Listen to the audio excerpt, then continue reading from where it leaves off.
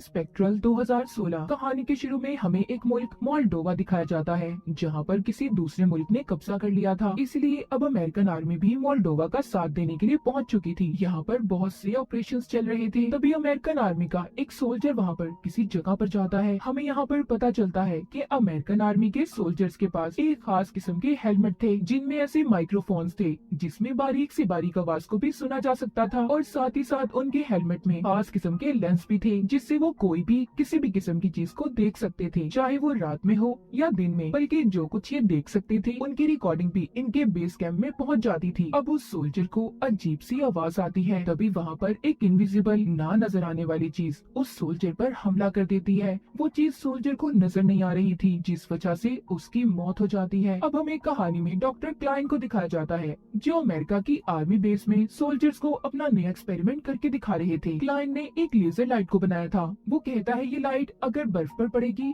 तो उसे मेल्ट पिघला देगी, और अगर ये पानी पर पड़ी तो उसे जमा देगी। अमेरिका की आर्मी ये सब देखकर क्लाइन से कहती है कि हमें ये तजुर्बा इंसानों पर करना चाहिए, मगर क्लाइन कहता है नहीं, मैं इस बात को नहीं मानता, मैंने इस चीज को इंसानों के लिए नहीं बनाया। अब डॉक्टर क्लाइन को भी बाकी सोल्जर्स के साथ मोल्डोवा भेज दिया जाता है जहाँ पर जंग चल रही थी। यहाँ पर क्लाइन को जनरल एक रिकॉर्डेड वीडियो दिखाते हैं जो उसी इनविजिबल की थी जिसने सोल्जर्स पर हमला किया था, पर क्लाइन को वो वीडियो देखकर कुछ समझ नहीं आता कि वो चीज क्या है। इसके बाद क्लाइन वहीं पर एक लड़की फ्रेंड से मिलता है। वो एक CIA की एजेंट थी। वो क्लाइन से एक पेपर पर साइन लेती है जिसमें ये लिखा था कि तुम यहाँ पर जो कुछ भी देखोगे या तुम्हें जो भी बताया जाएगा इस बारे में तुम बाहर किसी को कुछ भी नहीं बताओगे। क्लाइन ने भी उन पेपर्स पर साइन कर दिए थे। अब ये लोग एक बार फिर से उस वीडियो को देखते हैं। जनरल बताती है कि जो भी मैदान जंग से बचकर आया है वो यही कहता है कि वो चीज बहुत अजीब है, शायद कोई आत्मा, मगर इस बारे में कोई भी नहीं जानता कि आखिर सच में वो है क्या जो किसी पर भी हमला करके उसे फौरन मार देती है। पर यहाँ पर फ्रेंड कहती है नहीं, मुझे ऐसा कुछ नहीं लगता, मुझे तो ये लगता है कि हमारे दुश्मनों के पास एक खास किस्म की टेक्नोलॉजी है जिसमें वो खास किस्म का सूट पहनते हैं और गायब हो जाते हैं, फिर वो हमारे सोल्जर्स पर हमला करते हैं। तभी क्लाइन कहता है नहीं, हमारे दुश्मनों के पास इतनी ज्यादा एडवांस टेक्नोलॉजी नहीं हो सकती, वो किसी भी ऐसी चीज को बना ही नहीं सकते, हमें इस बारे में बहुत सी इंफॉर्मेशन निकालनी होगी। क्या चीज है ये? जनरल कहते हैं कि तुम्हारे पास कोई प्लान है? वो कहता है उस चीज के बारे में हमें जानने के लिए उसकी बहुत सारी रिकॉर्डेड वीडियोस चाहिए होंगी ताकि उस चीज पर हम रिसर्च कर सके कि आखिर वो है क्या, और इसके लिए मेरे पास एक खास किस्म का कैमरा है जिससे हम उसे और भी ज्यादा साफ देख पाएंगे। अब क्लाइन उस कैमरे को आर्मी के ट्रक के ऊपर लगा देता है। जब ये ऐसा कर रहा था तो सभी सोल्जर्स उस पर हंसने लगते हैं। तभी वहाँ पर कैप्टन आते हैं जो सबसे ये कह रहे थे कि आप लोग जंग में जितने भी हथियार इस्तेमाल करते हैं सबको क्लाइन ने बनाया है, तो इसीलिए आप सबको क्लाइन की इज्जत करनी होगी। यहाँ पर कैप्टन सबको ये भी बताते हैं कि एक दिन पहले हमारी टीम एक मिशन पर गई थी, मगर अब उनसे हमारा राब्ता नहीं हो रहा और मुझे लगता है उसी इनविजिबल चीज, ना नजर आने वाली चीज ने उन पर हमला किया होगा, इसीलिए हमें किसी न किसी तरह वहाँ पर जाकर उनकी जान को बचाना है। अब ये सब एक प्लान बनाते हैं कि ये अपनी आर्मी के कुछ सोल्जर्स के साथ उस जगह पर जाएंगे। इनके साथ क्लाइन और फ्रेंड भी थी। क्लाइन का काम वहाँ पर ये था कि वो सभी सोल्जर्स के हेलमेट में लगे कैमरास को मॉनिटर करेगा, वो उनकी रिकॉर्डेड वीडियोस को देखेगा और चेक करेगा। सब के सब उस जगह पर पहुँच गए थे जहाँ पर आर्मी के सोल्जर्स एक दिन पहले मिशन पर आए थे। ये एक बहुत बड़ी बिल्डिंग थी। अब सभी सोल्जर्स उस बिल्डिंग के अंदर चले जाते हैं जबकि क्लाइन और फ्रेंड ट्रक में ही थे, क्योंकि वहाँ पर बहुत सी मॉनिटर्स स्क्रीन थी जो उन कैमरा से कनेक्टेड जुड़ी हुई थी जो सोल्जर्स के हेलमेट में लगे हुए थे, उनको इन लोगों ने चेक करना था। अब सभी सोल्जर्स अंदर चले जाते हैं जहाँ पर वो देखते हैं कि बहुत से सोल्जर्स हैं जिनकी मौत हो गई है। पर हैरान कर देने वाली बात ये थी कि उनके जिस्म पर किसी भी किस्म का कोई निशान ही नहीं था। ट्रक से क्लाइन अपनी टीम को बताता है कि बाथटब के नीचे कुछ है। सोल्जर्स जब उसे हटाकर देखते हैं तो वाकई उसके नीचे इनका ही एक सोल्जर छुपा हुआ था जो एक दिन पहले यहाँ मिशन पर आया था। वो उन्हीं इनविजिबल चीज से डरकर छुपा हुआ था। अब वो अपनी टीम को बताता है कि वो बहुत खतरनाक हैं, जिसने सभी को मार दिया है, जल्दी से यहाँ से बाहर निकल जाओ वरना हमारी भी मौत हो जाएगी। इससे पहले सोल्जर्स उस बिल्डिंग से बाहर जाते तभी वो इनविजिबल चीजें सभी पर हमला करके उन्हें मार देती हैं। जो सोल्जर्स ऊपर थे वो रस्सी की मदद से नीचे उतरने लगते हैं। अब वो चीज भी उनके पीछे आती है। तभी क्लाइन को मौका मिल गया था, वो उसे अपने कैमरा में रिकॉर्ड कर लेता है। क्लाइन ने उस चीज को अब काफी करीब से देखा था। वो खुद भी उस इनविजिबल चीज को देखकर हैरान था क्योंकि उसने खुद कभी ऐसी चीज को नहीं देखा था। अब ये सभी यहाँ से भागने की कोशिश करते हैं मगर उस इनविजिबल चीज ने बहुत से सोल्जर्स को मार दिया था। अब जो बच गए थे वो जल्दी से ट्रक में बैठकर जाने लगते हैं। इनके साथ वो सोल्जर भी था जो बाथ टब के नीचे छुपा हुआ था। क्लाइन अब उससे पूछताछ करता है। इससे पहले वो सोल्जर से कुछ बताता तभी इनका ट्रक जमीन के अंदर बिछे हुए बॉम्ब के ऊपर आ जाता है जिससे जोरदार धमाका हुआ था। उनका ट्रक पलट जाता है। वो सोल्जर भी मर गया था जो बाथ टब के नीचे छुपा हुआ था। अब क्लाइन और बाकी के बचे हुए सोल्जर्स वहाँ से निकल गए थे। क्लाइन जाते हुए अपना कैमरा भी साथ ले आता है ताकि अगर उसे दोबारा मौका मिले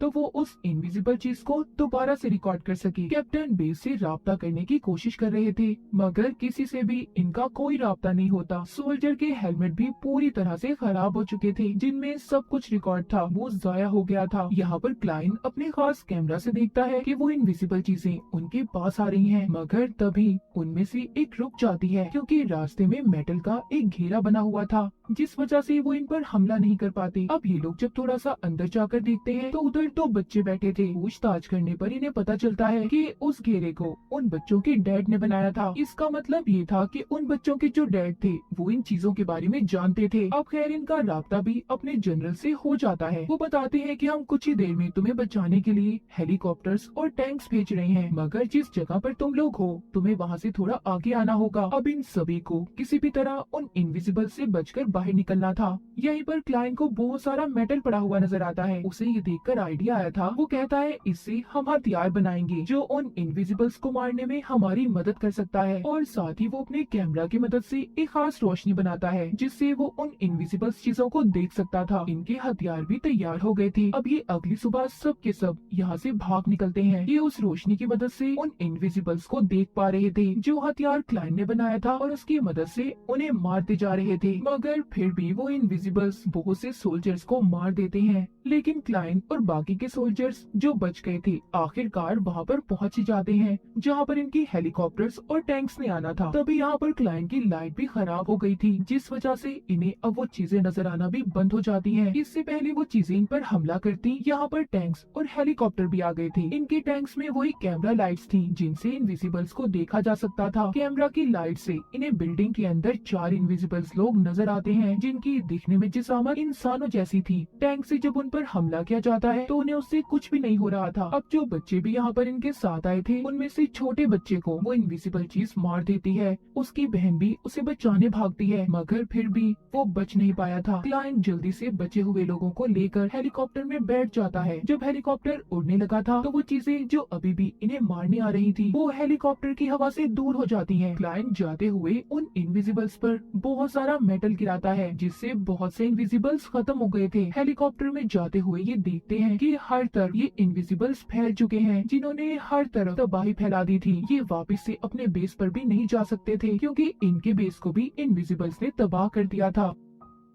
अब इन लोगों को दूसरे कैंप में ले जाया जाता है जहाँ पर इनके साथ वो बच्ची भी थी जिसके डैड ने उन इनविजिबल से इन्हें मेटल से बचाकर रखा था। ये लोग उस बच्ची से उसके डैड के बारे में पूछते हैं। वो बच्ची बताती है मेरे डैड एक शहर में टैंक बनाने का काम किया करते थे। अब वो बच्ची उसी शहर के बारे में बात कर रही थी जहाँ से ये ना दिखने वाले लोग हर जगह पर फैले थे। उस शहर में एक बहुत बड़ा पावर प्लांट था। क्लाइन को ये बात समझ आ गई थी कि आखिरकार क्या हो रहा है कि कुछ ना कुछ तजुर्बे किए गए हैं मगर कब और कैसे अभी उसे ये बात समझ नहीं आई थी। तभी वहाँ पर जनरल आते हैं जो कि बहुत उदास थे और ये कह रहे थे कि हमारे हजारों सोल्जर्स मारे जा चुके हैं। आहिस्ता आहिस्ता ये इनविजिबल्स आए पूरी दुनिया पर कब्जा कर लेंगे, कोई भी जिंदा नहीं बचेगा। क्लाइन कहता है मुझे समझ आ गई है कि ये चीज क्या है। वो जनरल से कहता है हमारी दुनिया में 4 चीजें हैं, सॉलिड, लिक्विड, गैस और प्लाज्मा। आप सभी जानते हैं कि आइंस्टाइन ने एक थ्योरी इजाद की थी कि अगर किसी भी चीज को -273 पर ठंडा करें तो वो अपनी असल शक्ल को खो देता है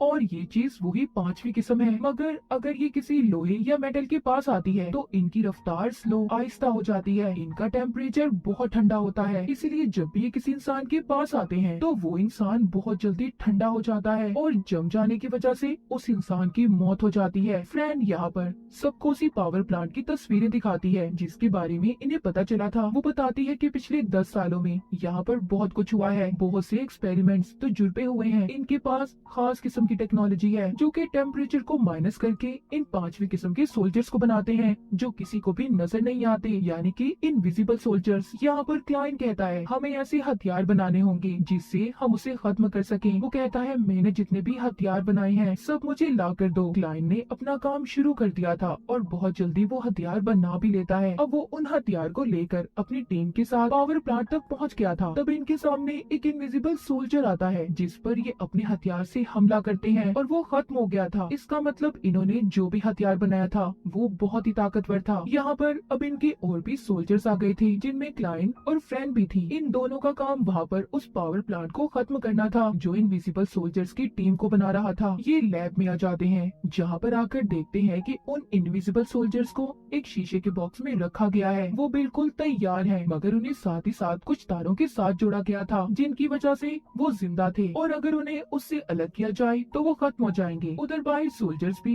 इन्हीं इनविजिबल्स का मुकाबला कर रहे थे। वो अपने हथियारों से बहुत से इनविजिबल सोल्जर्स को मार देते हैं, मगर अब उन सभी ने मिलकर एक बहुत बड़ी शक्ल ले ली थी। वो सोल्जर्स पर हमला कर रहे थे। उधर अंदर क्लाइन और फ्रैन वहाँ पर लगी तारों को तोड़ने की कोशिश करते हैं जिससे लैब की दीवारें भी हिलने लगी थी। क्लाइन किसी तरह सभी तारों को अलग कर देता है जिससे वो इनविजिबल सोल्जर्स की टीम अब खत्म हो गई थी। इसके बाद क्लाइन यहाँ के दूसरे लैब में जाता है जहाँ पर इंसान का बहुत बड़ा नर्वस सिस्टम को रखा गया था और यहाँ पर जितने भी इनविजिबल सोल्जर्स थे सबको इस सिस्टम से जोड़ा जाता था, यानी कि कहीं ना कहीं अब भी इनका सिस्टम जिंदा था। ये नर्वस सिस्टम इंसानों का था और इसी की मदद से उन इनविजिबल सोल्जर्स को चलाया जाता था। इस लैब में पहले तो इंसानों को लाया जाता और फिर उनके पूरे जिस्म को स्कैन करके उनके नर्वस सिस्टम को बनाया जाता था और साथ ही उनके क्लोन्स बनाकर यानी कि उनके डुप्लीकेट फिर उनको कम टेम्परेचर पर रखा जाता था ताकि वो 5th फॉर्म यानी कि 5वीं किस्म में बदल जाएं और फिर वो एक इनविजिबल सोल्जर बन जाते थे। अब ये काम आम इंसानों को रखकर ऐसे नहीं किया जा सकता था। अगर उनके साथ ऐसा किया गया तो उनकी मौत भी हो सकती थी। फिर उन क्लोन्स को इन नर्वस सिस्टम के साथ जोड़ा गया। वो इनविजिबल्स में बदलकर इंसानों को मारने लगे।